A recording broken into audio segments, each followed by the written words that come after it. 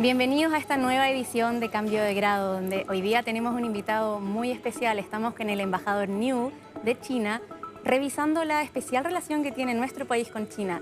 Son 4 momentos muy importantes que hemos vivido. Por ejemplo, Chile fue el primer país sudamericano en establecer relaciones diplomáticas con China, el primer país latinoamericano también en apoyar el ingreso de China a la Organización Mundial del Comercio. También fue el primer país de América Latina en reconocer a China como economía de mercado y finalmente el primero de la región en suscribir un tratado de libre comercio con China. Actualmente China es uno de los principales socios comerciales de Chile y además el mayor destino de exportaciones chilenas. Por eso le damos la bienvenida al embajador Niu. Muchas gracias por estar acá hoy día con nosotros. Hi, Anna, how are you?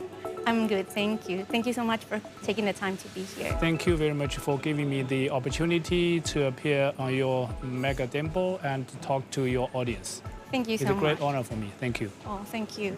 So, talking about the special relationship that Chile and China share, we would like to see what kind of potential does China see in our country?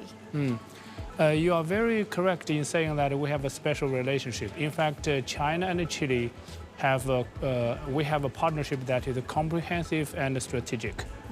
That means we can cooperate in many areas. Like bilaterally, we are very friendly toward each other. Politically, we respect each other. Economically, we are mutually complementary, and people ties are flourishing. So bilaterally, we have many things where we can cooperate to advance. And of course, in regional sense, Chile is the leader. It spearheads the China's cooperation with Latin America as a whole. So we believe that Chile will continue to be a leader of China-Latin America partnership in many, many areas like economy, investment, education, tourism, and so. And also in world governance, in multilateral platforms, China and Chile, we share similar concerns and common interests, and we also coordinate very closely on global matters such as climate change, such as green development, and also to promote a more fair and just international political and economic order that benefits not only the West but also the rest. Yeah, so we have seen all the innovation that China is doing regarding, for example, green energy, and one of the things that interests us the most is, for example, lithium, right? Because Chile has around half of the lithium reserves that exist in the world, and one Chinese company is advancing on building the first industry that will create lithium batteries in the north of Chile. So how do you see China participating in these kind of strategies in Chile? Because we are trying to advance this strategic material as well.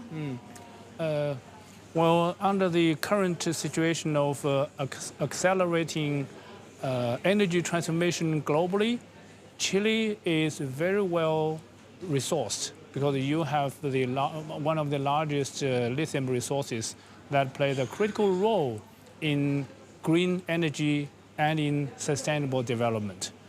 In this sense, China and Chile, we are natural partners because China has the largest industrial capacity, which can turn resources such as lithium into batteries that drives automobiles, that provides energy to the economy. In fact, China encourages our companies to partner with Chilean government as well as industry to make more investment in either extracting the same lithium with less input, Right. that's more clean, and to have more processing power as well, so that more value is added within Chile, and more jobs also created. You correctly pointed out that a Chinese company is interested in setting up such facilities in Chile. In fact, I've also heard of this project, which I believe is a very good project, because if it materializes, they will be setting up a factory to process the lithium into parts of electric batteries. And that will not only promote green development, but also bring more benefits to Chile and to Chilean communities. I hope that this process can materialize, can land sooner rather than later. And it's not only about this single project. If it turns out to be like satisfactory, I would also like to see related companies like their partners in upper range and the lower range of the industry also to come with this company to form into something like an industrial park or lithium park, so that more factories, more companies come to utilize the lithium here to make to turn into parts, and then you can export the more value-added parts to other countries, including China. Right. It could be the first of many then. We will see how it continues. We will be looking at it. I've heard of this project. I suppose it is in the region of Antofagasta. Yes, it's in Mejillones. In the north. Yeah. Yes. So besides lithium, we also have seen the interest that China has in some of the imports that we provide. For example, cherries. We're talking about plums. We're talking about peaches, also meat. So what do you think? Because Chile has such a large range of natural resources regarding to food, what do you think, are you familiar with other products that maybe the Chinese public would be interested in? In fact, Chile exports most of your fruits, most species of your fruits and food to China. There is no policy obstacles. So by law, you can export anything to China, especially something that you are especially good at, like cherries, blueberries, prunes, which are very popular in China. For your information, Chile exported almost 90% of your cherries to China, which is a household brand, especially during China's New Year season. We saw that, yes. Yeah, and this last season, you exported a lot more cherries to China than the last season. In fact, I believe cherries, they form the second largest item after copper and its related products. So it's the second largest item of Chilean exports to China. That said, there is a huge potential for other exports as well, such as Chilean wines. Chile wines they also have a very good reputation in China for being cost-effective, and the taste is especially liked by many Chinese consumers. I wanted to bring you to that point particularly because Chile is the fourth largest exporter of wine in the world. We have so many different kinds of wines, some that only grow here, some don't really grow so much in Europe anymore, but we grow them here. And so, for example, do you think the Chinese consumer values, for example, organic wines or wines that are grown in a more sustainable way as well? Oh, yes, of course. Chinese consumers do love Chilean products, especially high-quality, organic agricultural products. That's why China buys a lot of Chilean cherries and salmon and blueberries. And also meat, such as cerda.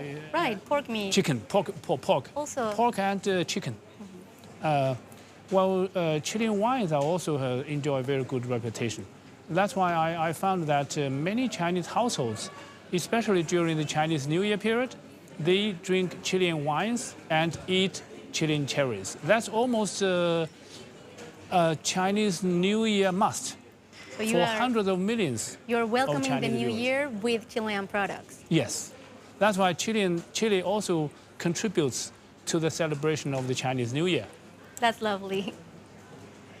And so, If we can move towards the subject of carbon emissions, so this is a very serious matter that's affecting the whole planet. And so both Chile and China are trying to reduce those emissions. And for example, Chile has implemented a national strategy for green hydrogen and other green and renewable energies. What opportunities does China see related to renewables in our country? Well, to effectively fight climate change, China and Chile, we have joined hands in advancing the sustainable development so that our children can also enjoy a life as good as we do.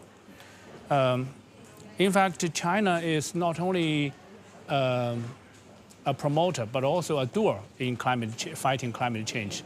I believe you are aware that Chinese President Mr. Xi Jinping put forward a target of carbon emissions. We have seen that, yes. What we call double carbon goal, which means that by 2030, we will have the peaking of carbon emission. And by no later than 2060, we'll reach the goal of carbon emission neutrality. Yes. In fact, to realize these goals is not easy, but we are serious. And I believe with China and Chile, we can join hands in this course. Talking about climate change, lithium and electric mobility plays a big role. In this sense, I would like to see more projects between China and Chile to utilize the lithium so that the world can use more electric vehicles. I'm very happy to notice that Chile is the country with the largest electric buses outside China. We are, Santiago Santiago. Santiago is the city with the largest number of electric buses outside China as well. In fact, almost one third of all buses in Chile, in Santiago, are electric buses. Yes, it's been an effort to change the old ones that were very polluting, and so to replace them with electric buses green are ones. more quiet, they don't emit, and they help the air quality in the cities where they operate. For your information, China has been in this course for quite a few years. In most large Chinese cities, most, if not all, of the buses are already either pure electric or hydrogen-driven. Most are driven by new energy, what we call new energy buses. Talking about some of the Chinese strategies as well, we have seen a lot about the Belt and Road Initiative. Could you explain, please, what does it mean? What do you want to achieve with this strategy? In fact, it is not a strategy, it's an initiative. Okay. In 2013, President Xi Jinping put forward the initiative of Belt and Road, which means this is China's contribution to global partnership in infrastructure connectivity. It's also an international cooperation platform as well. Since 2013, China has entered into partnerships with more than 150 countries and more than 30 international organizations, which has seen an investment of more than $1 trillion that created hundreds of thousands of jobs. We believe that the Belt and the Road Initiative should be operated under the principle of intensive consultation, joint contribution, and shared benefit. We value openness, equality, mutual benefit. Because Chile is so far away from China, we have a whole ocean between us. How can we connect the two of them in a sustainable way using this initiative? In fact, there are 5 major areas of cooperation in Belt and Road Initiative. Policy, communication, infrastructure, connectivity, unimpeded trade, financing, as well as people-to-people exchanges. Even though China and Chile are far apart geographically, but we are cooperating very closely in Belt and Road Partnership. In fact, Chile is, I believe, is one of the first Latin American countries to be a partner in Belt and Road. Many infrastructure projects, mega infrastructure projects, help a lot of trade, not only between our two countries, but also between Chile and Asia as well. Right. So Chile is, in fact, serving as a gateway of South America in its economic ties with China as well as Asia. So we do have a lot of common interests, and this Belt and Road Initiative brings tangible benefits to both of our countries. I also wish to point out that Chile is also the only country in Latin America that has been represented by the president in the first three summit of Belt and Road International Cooperation. In fact, I escorted President Boric. I personally escorted him in October 2023 to China to attend the Belt and Road Summit, as well as a state visit to China. And during that visit, more than a dozen bilateral agreements and documents were signed. Many of them were about economic cooperation, such as digital development, sustainable development, and infrastructure cooperation as well. We have seen how close the relationship between China and Chile is. And so going a little bit back toward electromobility, what do you think China is considering to... Is China considering to incorporate more electrical buses in Santiago or in other regions, for example? I, in fact, pay great respect to the Chilean government for promoting electric mobility, for the vision and courage, because it's not easy. But to fight climate change, to provide the residents of a cleaner city, that's a must. China is ready to share with Chilean government as to the best practice that we adopt, and we encourage Chinese companies to make more investments and partnerships with Chile in electric mobility. We encourage Santiago to introduce more electric buses and other cities and regions as well. In fact, electric buses are not only the electric mobility. Chile has many mines, like heavy-duty trucks. If some of them, if not to say all, if some of these heavy-duty trucks are also turned into electric ones, a huge emission could be cut. So that will also be very nice for the fragile ecology, to encourage more use of electric buses, electric trucks, and electric taxis as well. Perfect. So in China, Beijing and other major cities have a policy of forbidding the sale of gas cars for electric. Beijing forbids the sale of gas-driven buses, gas-driven taxis, right, and commercial vehicles in this year, by 2022 or 2025. So it's not only buses that Santiago and other cities in Chile can, It's not only Santiago, it's also other cities. It's not only electric buses, but also electric taxis as well.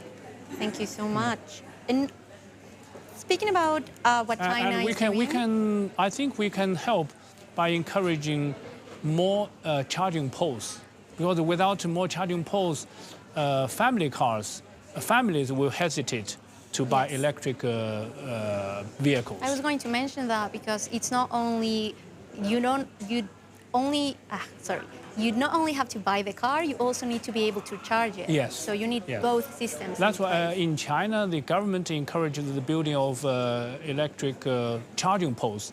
I believe we have more than 20 million charging posts now. One thing that I wanted to mention is that, for example, China, by doing all of these things regarding clean energy, has been praised by the UN as leading by the example.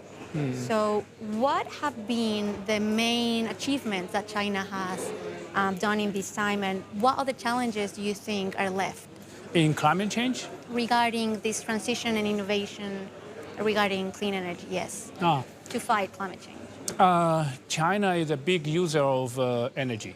So we especially attach great importance to our own, first of all, our own transformation towards clean energy. For information, in the last 10 years, China has installed more clean energy capacity than coal energy, than coal electricity generation power. So you're leaving behind coal, you're focusing We on... are moving more and more towards solar power, wind power, and hydropower.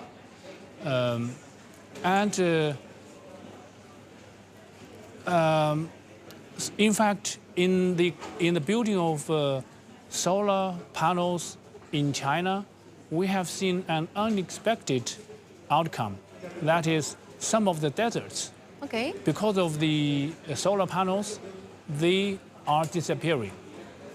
2 deserts in China have already disappeared because the solar panels reduce evaporation.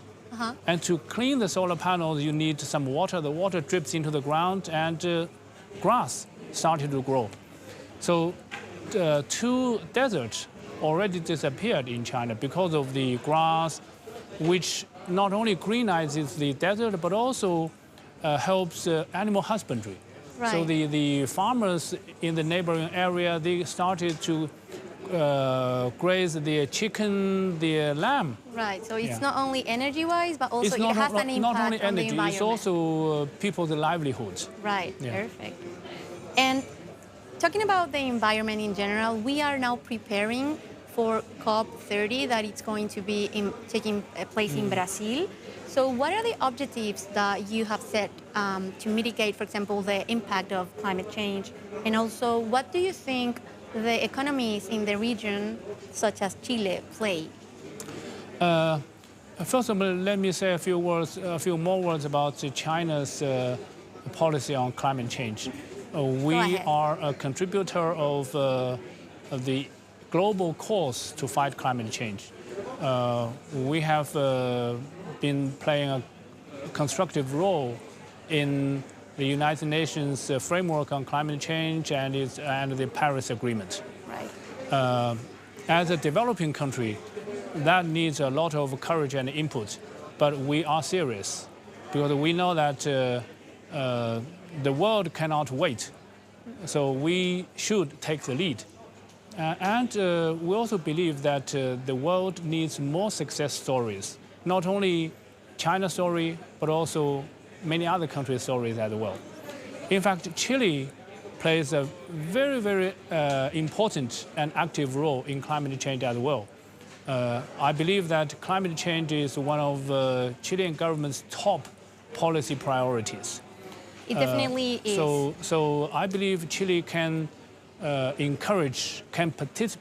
participate in the COP30, like what you hosted in the COP25. Yes. Yeah, you hosted COP25 and played a very constructive role in pooling international input. Yes. Yeah.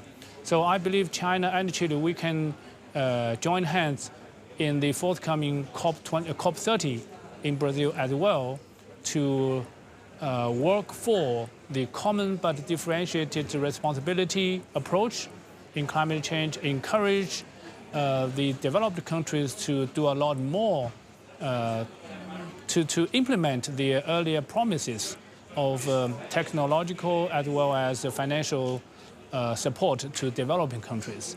We agree, and that is something that we as MegaTiempo are trying to put forward as well. We're trying to increase cooperation. We're trying to get people to see what is being done and what can people do as well. For climate change, we not only need energy transformation, we also need to transform the landscape as well. That's why China has been planting a lot of trees. Like before, in 1949, when the People's Republic of China was founded, our forest coverage was only 8.6%. Now it's more than 25%. That is incredible. Yeah, from 1980 to 2021, in a matter of 40 years, we planted a total of 70 billion trees.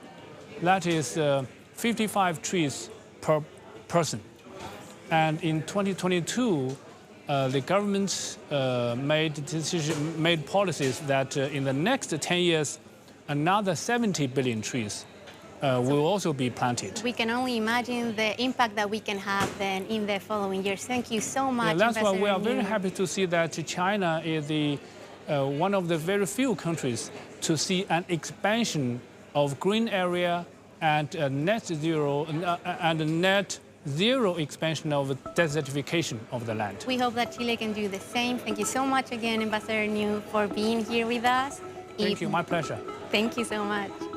Y muchísimas gracias, y así de esta manera esperamos que en esta nueva edición de Cambio de Grados hayan podido informarse de todas estas noticias que recibimos de China respecto a la innovación, el potencial que tiene Chile en la lucha contra el cambio climático, en las nuevas energías sostenibles y por supuesto en todo lo que podemos hacer camino a la COP30. Que esté muy bien.